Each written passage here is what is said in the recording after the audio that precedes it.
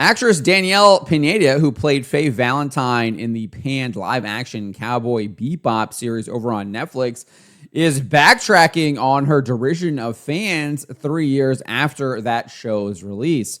Wrote this up over at phantompulse.com. You can find the link in the description below. Let's get into this right here. If you recall, back in August 2021, she posted an update to her Instagram story called Fan Apology and has been uploaded here to YouTube. We can watch some of it here.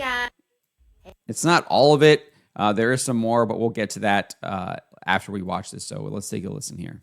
Hey guys, so as you know, our Cowboy Bebop first look dropped today, which was so exciting. And I just wanted to address a couple of things that sort of keep coming up in the comments amongst fans. First, I wanted to apologize to the fans that I did not anatomically match the Faye Valentine character.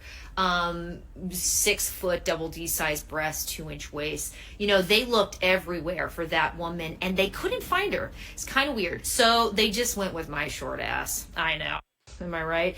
You know, there was talk about, like, can we put Daniella in a time machine and maybe give her different parents so she has different genetic information to sort of make her look better? It proved to be too complicated. And the other thing I wanted to bring up was I want to apologize that the outfit I'm wearing is not exactly what she wears in the anime. You know, we tried, but doing stunts in tissue paper, things disappear, they rip. Sometimes it just got lost. Anyway, like I was saying, that original costume, they made a couple of them, but like I said, they got sort of slurped up in my various crevices, never to be retrieved again. So we needed to really build something that could withstand the test of time. So just, you know.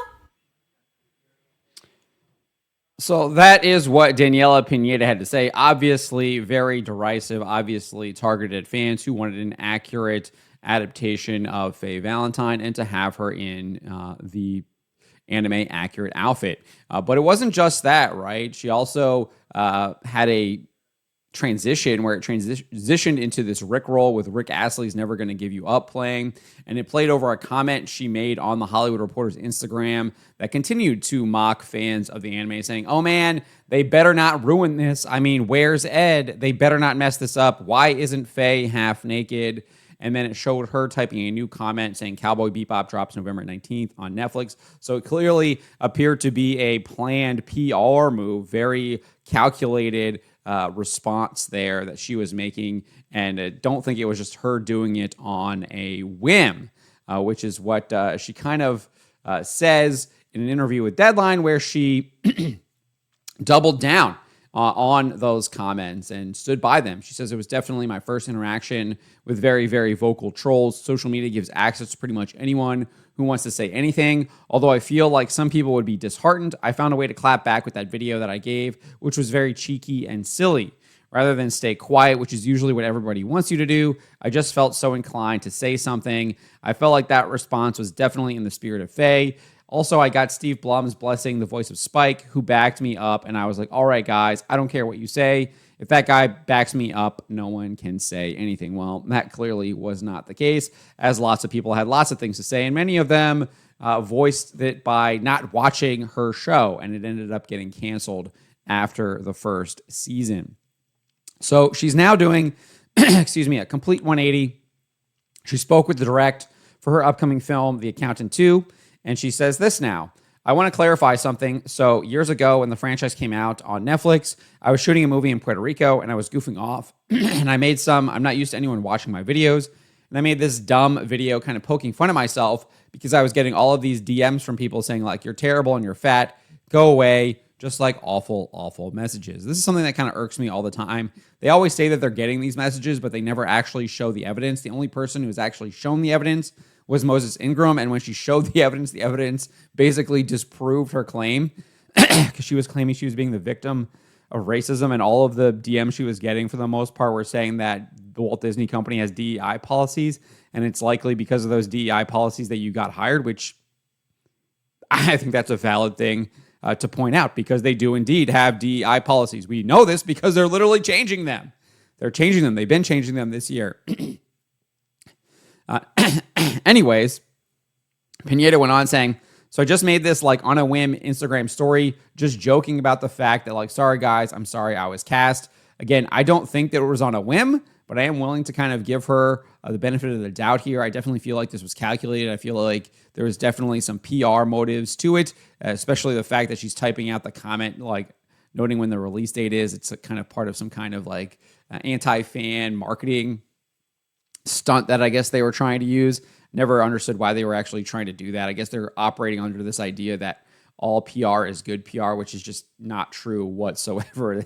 I think we've realized that over the last decade or so. Bad PR definitely drives people away from watching your shows, buying your products, etc. Anyways, she goes on and says, and I used the word fans when I meant to say trolls, and then it caught wind, and everybody was like, she's hating on the fans. Well, that's because that's what she was doing. That's what you were doing.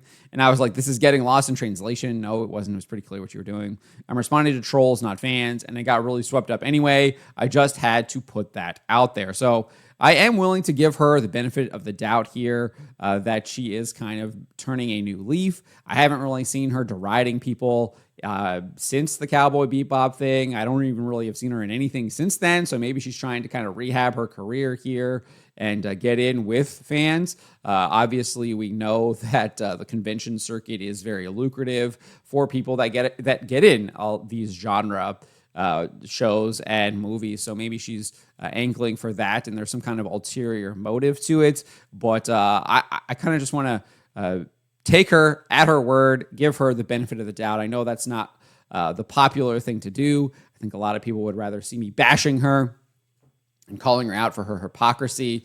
But I think there is something to her potentially changing her view and softening her stance on these fans. In fact, not only did she do that, but she also kind of criticized Netflix and how they treat a lot of these very loved anime and genre properties like Cowboy Bebop. She says, I feel like those animations, they mean so much to people and they're so personal. I think people really connect to when they watched it and the point and the point of their lives. And so I just feel like, and I'll say this, having been in one, I think that those studios, they need to do a better job at valuing that IP.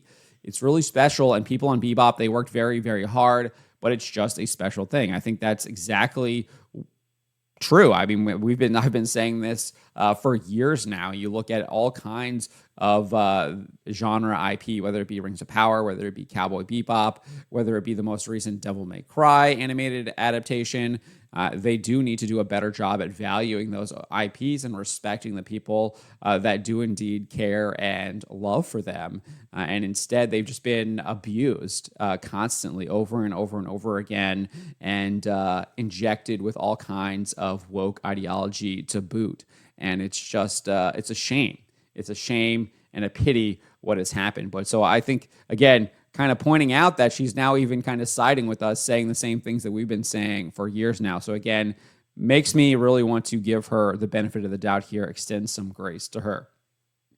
She also added this, and I understand why the fans felt the way that they did, but I also think that there's a lot of really cool, wonderful things that we did, and I also wish that we could have gotten the second season. You know, sometimes you just need one season to get things going, and then you prove yourself. I think there is a little bit of truth to that. I'm hoping that'll be the case with House of David. Wrote about that in my review on that up over on phantompulse.com. I think I'm not a big Star Trek guy, but I think a lot of people say that Enterprise doesn't come into its own until the third season. So there is a little bit of truth to what she's saying there. But I think in some cases, especially with a show like this, it probably was best to shut it down after the first season and not let them do any more damage. Because when that show was being made, I mean, these people were definitely abusing the IP. And I think we've seen that in a number of other shows as well. I mean, Wheel of Time, I think, might be the most explicit. Rings of Power is up there as well. I think The Witcher is there too. So a lot of these other genre shows, they get the third season, and they're still not improving things for the most part. In fact, they're still going out of their way to malign and destroy things as much as they possibly can. So I do disagree with her on that. Obviously, I get why she would want a second season. She wants that job. But I think it was for the best that the show was canceled after its first season. But let me know what you guys make of Daniella Pineda's comments here. How earnest and honest do you think she's being? when she's kind of walking back the derision she had of fans back in 2021. Let me know. Remember to always be charitable, especially to each other, and to always, always speak the truth.